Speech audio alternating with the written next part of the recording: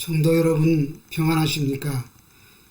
지난 2주에 걸쳐서 우리들이 믿는다고 하지만 우리들이 깨닫지 못하는 가운데 우리들 마음 저 깊은 밑바닥에 깔린 불신앙이 있다고 했고, 그것이 은혜로 해결되고 죄의 문제가 사라질 때에 참된 해방과 함께 자유를 누릴 수 있다고 말씀을 드렸습니다. 오늘은 6장 마지막 부분인 60절에서 71절의 말씀을 본문 삼아 참 믿기 어렵다 예수, 이런 제목으로 은혜를 나누도록 하겠습니다. 본문에 군중들뿐 아니라 모든 것을 버리고 예수님을 쫓던 제자들 중에서도 많은 사람들이 예수님의 말씀을 이해하지 못했다는 것을 알 수 있습니다. 제자들조차도 이 말씀은 어렵도다 라고 수군거렸습니다. 어렵도다 라고 번역이 된 그 헬라어 스크레로스는 굳은, 거친, 사나운이라는 뜻인데, 이해하기 어렵다는 말이 아니라 그걸 어떻게 믿어? 말이 되는 소리를 해야지 라는 의미로 생각하면 될 것입니다. 이 단어는 아주 거칠게 용납하기 어렵다, 받아들이기 어렵다는 의미로 사용되는 단어입니다. 말이 되는 소리를 해야지 자신이 죽고 그 살을 먹고 그 피를 마시라는데, 그것이 식인종이나 하는 짓이 우리 보고 하라고? 달라는 떡은 안 주고 살과 피를 준다고 저들이 입장에서는 충분히 이해할 수 있는 반응입니다.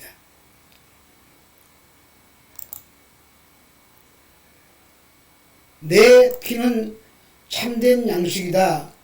내 살을 먹고 내 피를 마셔야 산다. 이 떡을 먹는 자는 영원히 살리라고 하시는데, 이는 주님께서 십자가에 달려 죽으셔야 한다는 표현입니다.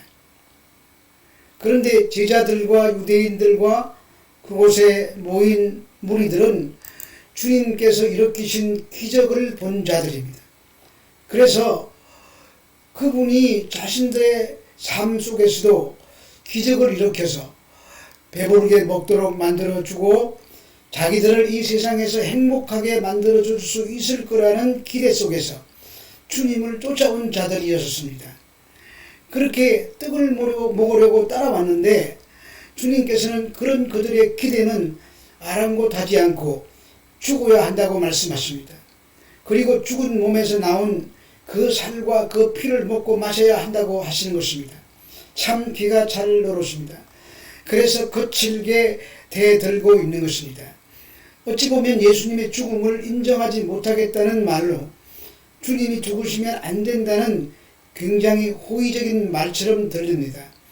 그러나 그것은 어디까지나 자기 중심적인 발상에서 나온 이기적인 반응일 뿐입니다. 지금까지 내가 왜 이 먼 길을 죽으라고 따라왔는데 이제 와서 그러면 나는 어떡하라고, 그래서 화가 난 것이고 말이 거칠게 나온 것입니다. 그래서 예수님께서 이 말이 너희에게 걸림이 되느냐고 물으십니다. 이 말씀이 그들에게 걸림돌이 되었다는 말은 그들이 가고자 하는 방향에 주님의 말씀이 제동장치 역할을 했다는 말입니다. 모든 타락한 인간들은 이미 자신들이 가고자 하는 방향을 정해놓고 자신들이 원하는 것 정해놓고 자신들이 원하는 방향으로 우리의 뜻대로 따라달라고 요구하고 있는 것입니다. 그런데 주님이 그런 요구를 무시하고 오히려 그들의 생각에 태클을 걸고 들어오십니다. 우리가 신앙생활 하면서 우리가 원하는 것에 너무 집착하다가 보면은 이렇게 하나님의 말씀이 오히려 걸림돌이 될 수가 있는 것입니다. 신앙생활은 우리의 소원과 우리의 뜻하는 바를 어떻게 하든지 관철시켜서 이 땅에서 행복과 만족에 이르는 것을 그 목적으로 하지 않습니다. 성도의 올바른 신앙생활은 비록 자신이 원하는 바가 이루어지지 않더라도 하나님의 뜻이 자신의 삶 속에서 이루어지는 것을 목적으로 삼아야 하는 것입니다. 다시 본문을 돌아가서 보면은 그 반응을 보이는 무리들에게 예수님께서 이렇게 질문을 하십니다. 자신들의 뜻대로 되지 않는다고 거칠게 항의하는 무리들에게 내가 내려온 곳으로 다시 올라가는 것을 본다면 어떻게 할래? 라고 질문하십니다. 부활 승천하는 것을 보면은 어떻게 할 건데? 라고 질문하시는 것입니다. 이 구절은 아주 중요한 신학을 담고 있는 구절입니다. 주님은 내려온 곳이 있다고 하십니다. 그곳이 하늘입니다. 올라간다고 하시기 때문입니다. 예수님은 영원전부터 하늘에 계셨던 분이십니다. 신학적인 용어로 선재하신 하나님이라는 말씀입니다. 그분이 내려오신 것입니다. 인간의 육신을 입으시고 하나님께서 인간의 모습으로 오신 것입니다. 그것을 영어로 인카네이션, 우리말로 성육신이라고 말합니다. 그래서 이전에 있던 곳으로 올라가면 이라고 하시는 것입니다. 주님은 어느 날 갑자기 동정녀 마리아의 몸에서 태어나신 것이 아니라 창세전에 이미 이전에 있던 곳, 즉 하늘에 존재하시던 하나님이셨음을 지금 이 자리에서 밝히고 계신 것입니다.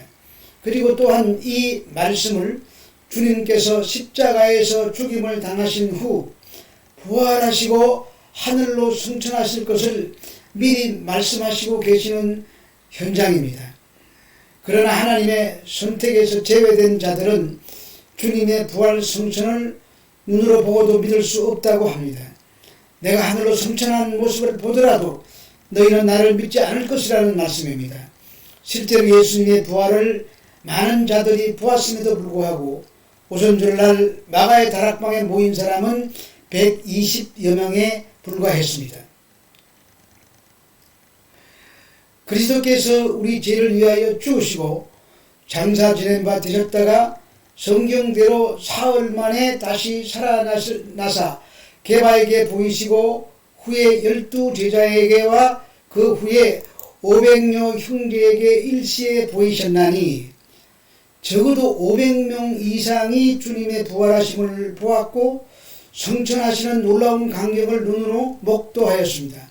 심지어 부활하신 주님과 대화까지 나누었던 제자들까지도 그 후에 갈릴리로 돌아가서 고기잡이를 하고 있었습니다.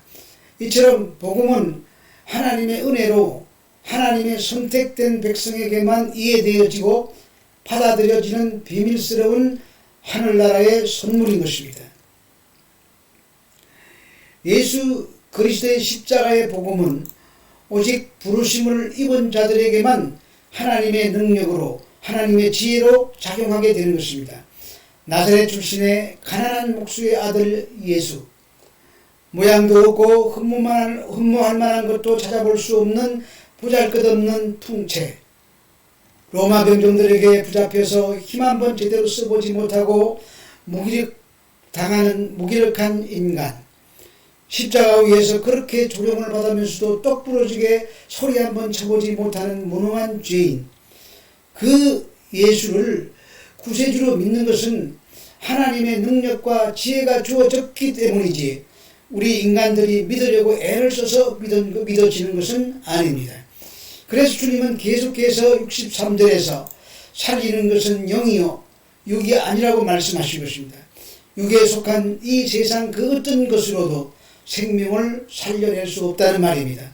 오직 하나님께서 부르신 그분의 백성들에게 성령의 부어짐으로만 생명은 살아나게 되는 것입니다. 참 생명은 영에 속한 것이라는 말입니다.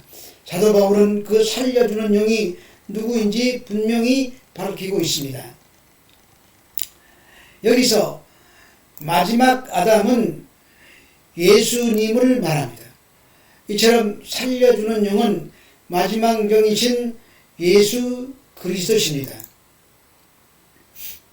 그런데 그렇게 참 생명을 주시는 하늘의 떡이자 살려주시는 영 예수 그리스도를 이해할 수 있는 자들은 영적인 눈을 가진 하나님의 택한 백성들밖에 없습니다. 그래서 주님은 내가 영에 속한 말을 하고 있으니 육에 속한 너희들이 어떻게 알아듣겠느냐 하고 말씀하시는 것입니다.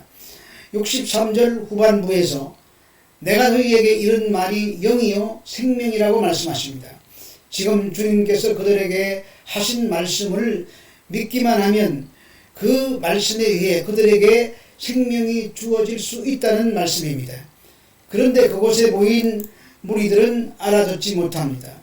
유대인들이 모여있는 그 가버나움 회당에 있는 사람들은 예수님의 말씀이 무슨 말인지 하나도 알아듣지 못했던 것입니다. 새 생명은 성령으로부터 오는 새 창조의 존재 양식인데 죄인이 그 새 창조의 존재 양식으로 살아가기 위해서는 살리는 영이신 예수 그리스도의 은혜를 입어야 하는 것입니다. 그렇게 예수 그리스도의 은혜를 입어야 새 생명으로 살아날 수 있다는 진리의 복음은 하나님께서 창세전에 택한 백성들에게만 이해할 수 있다는 말입니다. 따라서 즉 옛시대의 존재 양식에 의거하여 생명을 취하려는 자들은 아무런 유익을 얻을 수 없다는 것이 주님이 63절을 통해서 말씀하시려는 요지인 것입니다. 주님이 그 말을 듣고 주님을 쫓던 제자들 중에서도 많은 자들이 주님을 떠나갔습니다. 그들은 모두가 다 세상의 떡을 원했고 예수를 통해서 부귀영화를 꿈꿨으며 예수를 통해 권세를 누려보고 싶었던 자들이었습니다. 그들은 모두 옛 이스라엘의 영광을 생각하며 예수님을 쫓았던 자들이었습니다. 그것은 떠나지 않고 계속해서 주님 곁에 남아있었던 12제자들까지도 구약의 영광을 기대하며 주님을 쫓았다는 사실이 성경 여기저기에서 알 수 있습니다. 주님께서 당신이 어떻게 죽으셔야 될지 그리고 어떠한 순환을 받게 될 것인지 일러주고 계십니다. 내가 제사장들에게 붙잡히고 서기관들에게 넘겨지고 죽이기로 결의해서 이방인들에게 넘겨주겠고 능욕을 당하고 침뱉음을 당하면서 죽고 3일 만에 살아나야 되겠다라고 그렇게 말씀하고 있는데 도중에 야고보와 요한이 주님의 얘기를 끊고 한다는 소리가 주님이 왕이 되시거든 자기들을 우의정 좌의정 시켜달라고 요구합니다. 주님은 십자가를 이야기하고 계신데 제자들은 잿밥에만 관심이 있는 것입니다. 주님이 택한 제자들조차도 이 모양입니다. 지금 이 이야기는 AD 30년경이고 요한복음 6장의 가버나움 회당의 이야기는 1년 전의 이야기입니다. 따라서 이 제자들은 또한 가버나움 회당에서 다른 제자들이 떠났을 때 떠났어야 이야기가 되는 것이 됩니다. 그런데 여전히 세상의 떡에만 관심을 갖고 있었던 제자들은 이상하게도 주님 곁에 남아 있습니다. 왜 남아 있는지는 다음 주에 말씀드리도록 하겠습니다. 성도 여러분, 오늘 이야기 중에 예수를 떠난 많은 사람들이 뭐라고 하며 떠나갔을 것 같습니까?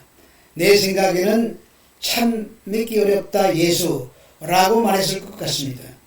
참 예수 믿기 어렵습니다. 믿고 있으면서도 안 믿어질 때가 많습니다. 그래서 이 지구촌에 70억이 넘는 사람들이 살고 있는데도 진짜로 믿는 사람의 수는 10억도 안 됩니다. 그 중에서 하나님께서 너는 진짜라고 인정할 만한 사람은 그보다 훨씬 적을 것입니다. 그러므로 우리 주변에 예수 안 믿는 사람이 그렇게 많은 것이 이해가 됩니다. 그러나 우리는 믿고 있습니다. 때로 헷갈릴 때도 있고 안 믿어질 때가 있는 것 같아도 여전히 교회 다니고 믿고 있습니다. 나도 어쩌다가 믿게 되었는지 이해가 안 됩니다. 그저 기적입니다. 또한 주간도 승리하시고 이 믿음이 주어진 것이 얼마나 대단한 복인지 깨달으시고 감사하는 한 주간 되시기 바랍니다. 코로나 극복 아직 영원합니다. 그저 우리들의 세상에서 세상이 그렇구나 생각하시면서 그래도 믿음을 주신 것 너무 감사하니까 찬양하시면서 기쁨의 제사를 드리는 여러분들이 되시기를 축복합니다. 감사합니다.